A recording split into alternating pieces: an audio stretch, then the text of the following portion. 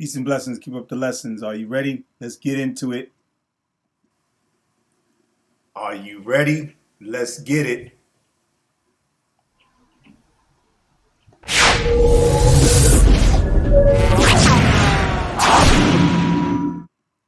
Peace and blessings and keep up the lessons. This is your brother Taalib from the Brother Taalib Show.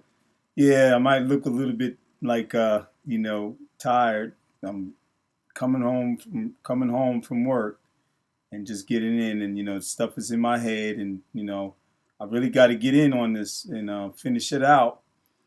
And I don't care about me losing sleep on it, because I really am serious about getting this to this guy and those who follow him and those who listen, and to people, period, to beware of the statements and the things that he and his people on his panel have brought in relation to religion, but Islam specifically.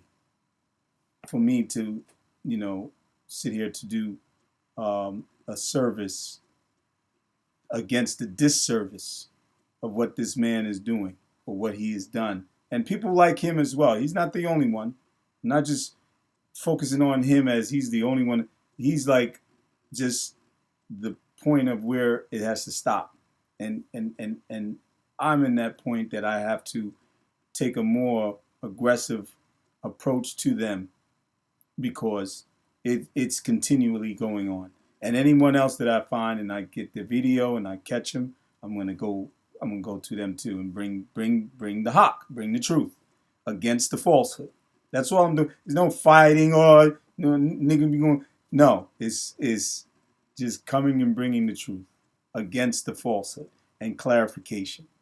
Okay, so let's get into what he's saying now. All right, Afridamus. This is the video on him that he did a few days back, or actually it's been a week over already, more, or a week and a few days, on his live stream. It was speaking about people, should they give up their their traditions, their culture, and their identity to be accepted, or to be Arabs, or to be a part of religion. This is what he was coming with. Okay, so you can find this video, look him up, and if you're already in and subscribe to him, you probably already seen it. Okay, anyway, let's listen. In West Africa, but you see, they're not gonna put our fruits in the book. You know why? Because it is biased against us. So you're telling me, oh, when you break the fast, you have to buy dates. Where do the dates come from? Hell. Now, I'm going to tell you one thing, that it is just kind of like really, it's ridiculous. I'm trying to find a word to say at this time. But how do you focus on, in a faith, on menial levels of things, even dealing with the 72 virgins in heaven, which it relates to, intimacy or sexuality as such, especially how they went into it, how they dealt with it, laughing and giggling and making it like it's funny about, it's a sexual thing for them. These are men too. It was only one woman that came in there. It wasn't a woman that was a female that was non-Muslim that came in, and she was like, doing the same thing they was doing. No, they were all men. So they're bringing that manhood, testosterone type of approach to the matter of just that. Not focusing on what the foundation of the faith is, like I mentioned in my other videos. Not focusing on the most important parts of the faith. Why did the faith even come to be? And what was the message, the main message that the Prophet Muhammad ﷺ brought to the people? What did he spend a lot of time to do? To teach. What did he, what was his basic focus on teaching? Not about 72 virgins in heaven. That wasn't the main thing. That wasn't even the main goal. That's one of the things that you can receive when you achieve your goal and pleasing Allah and you make it to paradise. That's one of the many. There's so many other things. The main thing is that you get to see your Lord and be with him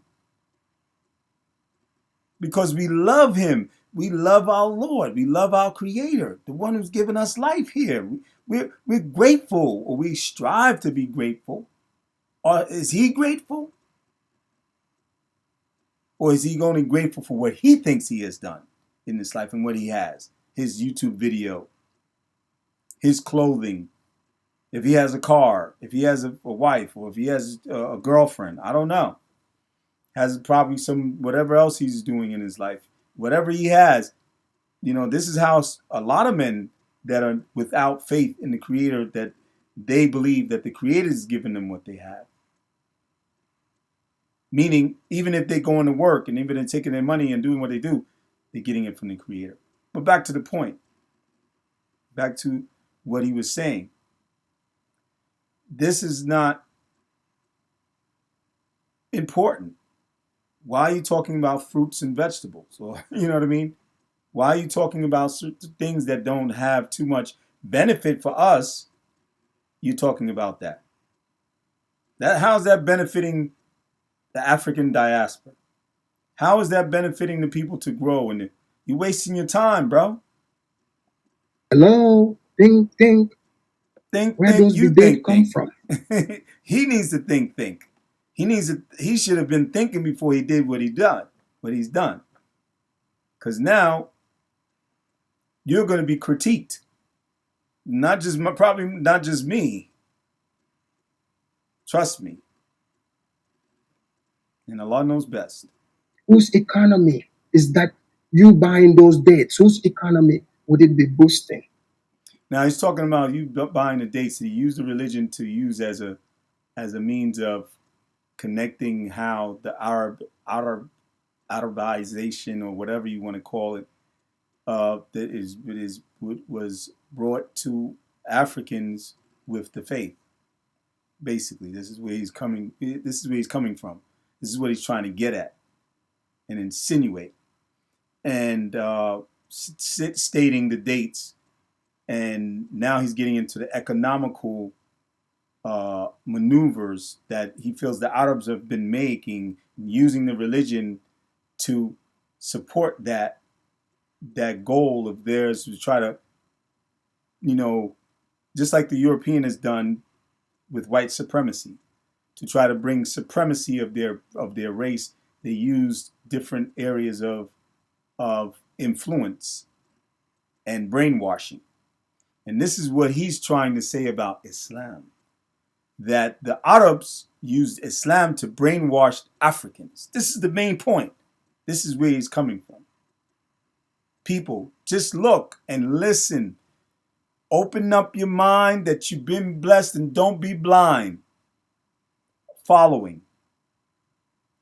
Because we've been blind following since our ancestors were taken from Africa and put into where we ended up coming and descending out and trying to return back with a good sense of an understanding of what we need to do, or better, because there's still ways to go. Many of us are on different levels of knowledge, different levels.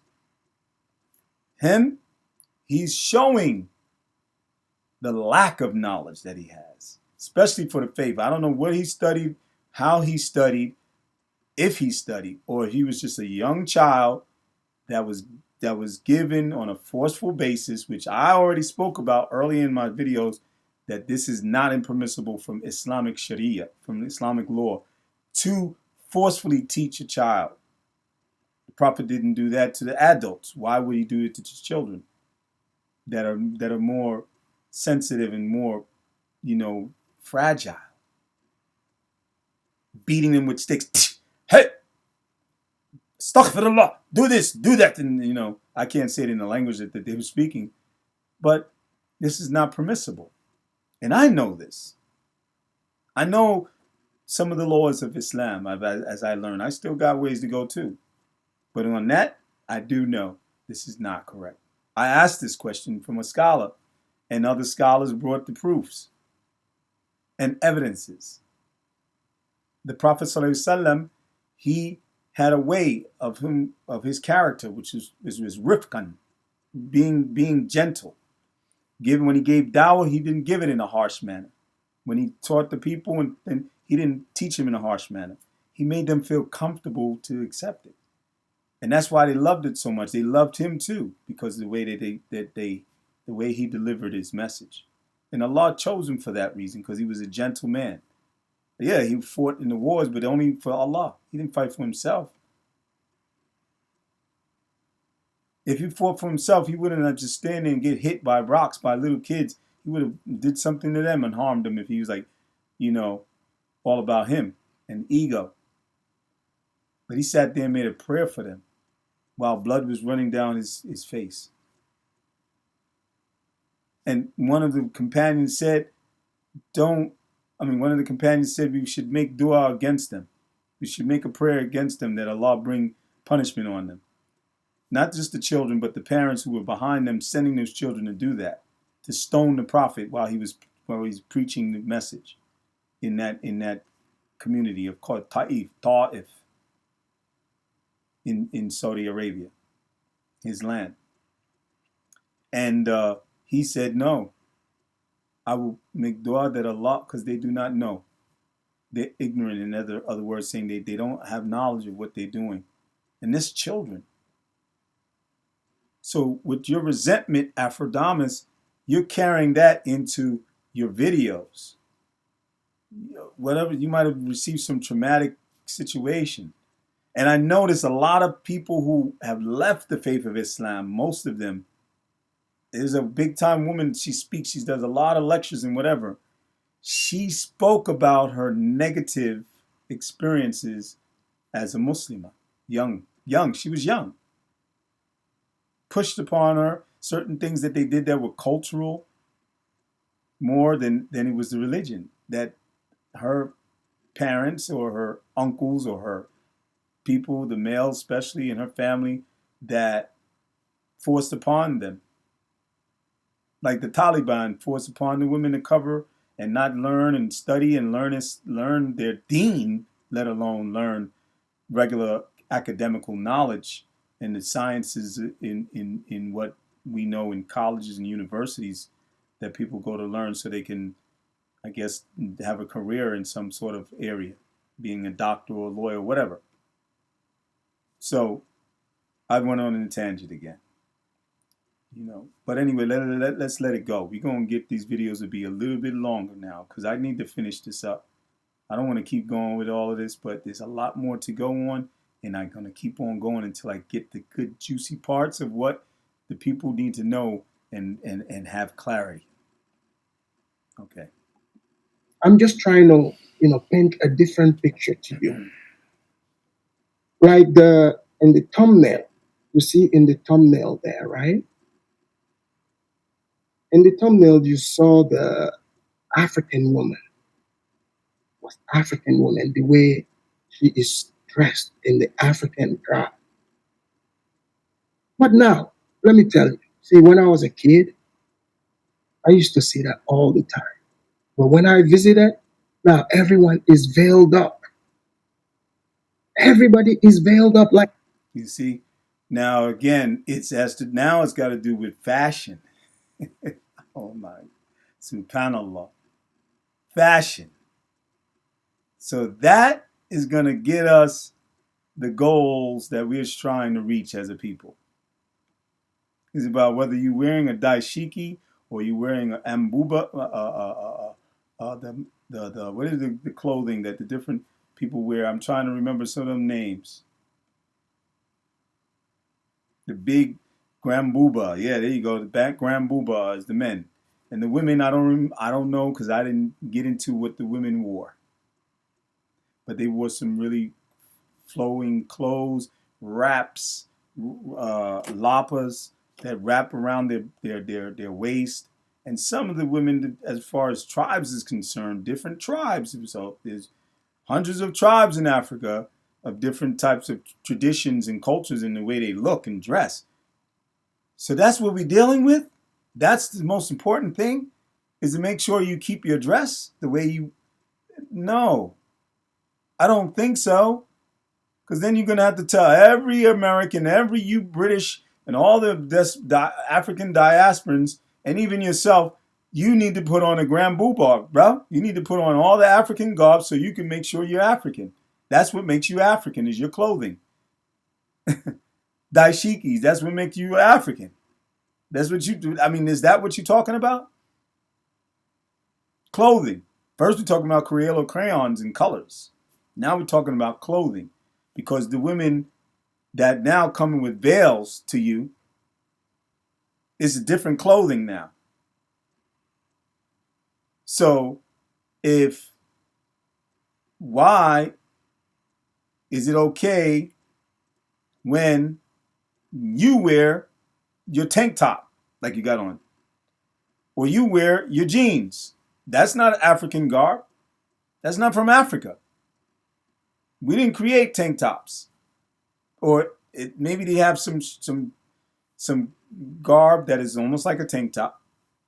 But the European, I think that's from the European, bro. The jeans, I think that's from the European, bro. Because we got, from what I know, there's plants that have embroidery on them from many of the nations of the Africans that do cover themselves. Other than you have just trousers, some sort of type of trouser that indigenous tribes of Africa wear, like the Maasai, and then they have their red wrap around them. And they have their hair in different. It's different. It's diversity. Did you learn that in a university? I don't know where he studied, where he learned that. But look up the word, diversity. Africa has always existed like that, bro. You should know that. You grew up there. So are you trying to say that this has to change, or are you just coming at the religion because you don't like it anymore? Whatever the resentment that you were carrying, this bitterness, carrying it here into this discussion. I'm not stupid, bro, and I don't think a lot of people are that seeing what you're doing, and some people have seen it that are following behind you, and that's just on them. They're gonna fall with you, but you're going up against the one who gave you life. You're talking against him and his belief that he left for us one more time. Now you're gonna see. You're gonna find out here, especially in the hereafter. And I pray that Allah guide you again, like I said. Okay, so that's it. I'm going to close out, go one more video before I go to bed, because it's just intensely in my mind right now to get it out. And that's it. I'm not worrying about my tiredness. But inshallah, until you see me the next time, don't forget to click the like button, share the video, and subscribe if you haven't subscribed yet. I'm telling you, there'll be more to come. And I also have plenty of more topics that I'm going to be dealing with that's going to go past of what this is. And it's not going to be focusing on just him or whatever for all the time. But this is something that I have to do right now and get it done. Because that's how I am when I come up in my faith.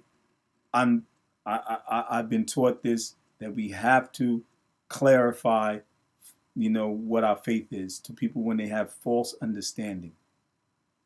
And he does, and he's putting it out there on a social media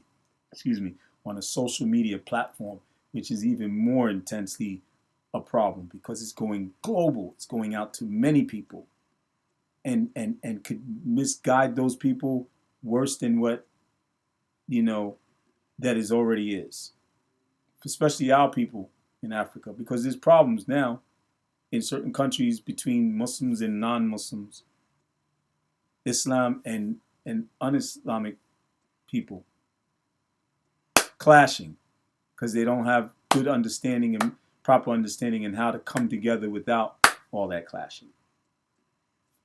But he's not doing anything to help that. So let's get this the right way and clarify it and bring the truth to the falsehood. Peace and blessings. Keep up the lessons. Your brother Taalib from the Brother Taalib Show. I'm out.